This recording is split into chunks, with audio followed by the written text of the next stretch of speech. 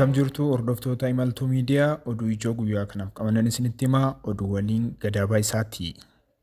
Namni siyaasaa Itoophiyaa Profeesar Bayanee Phexros du'aan addunyaa kanarraa boqotan. Profeesar Bayaneen dhukkubsatanii yeroo dheeraaf wal'aanamaa erga turanii booda du'aan addunyaa kanarraa boqotanitti jiru.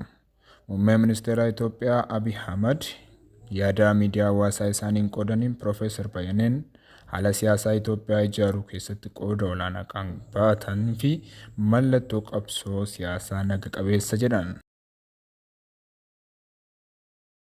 Gareen hoogganaa Habuut Dr. Dabratsiyoon Gabramikaa'eliin durfamu garee hoogganaa itti aanaa Habuutii fi pirezidaantii bulchiinsa yeroo Tigraay obbo Geetaachoo Raddaa hoogganaa fi hojii siyaasaa paartichaa irraa dhorkuu beeksise.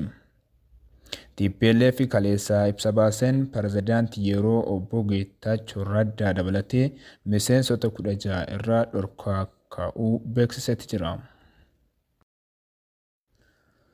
Barreessaa olaanaan Higaa Dr. Warqinaa Gabayyoo hangafoota Somaaliyaa waliin mari'achuuf kaleessaa fulbaana 16 2024 Moqaadishoo seenan.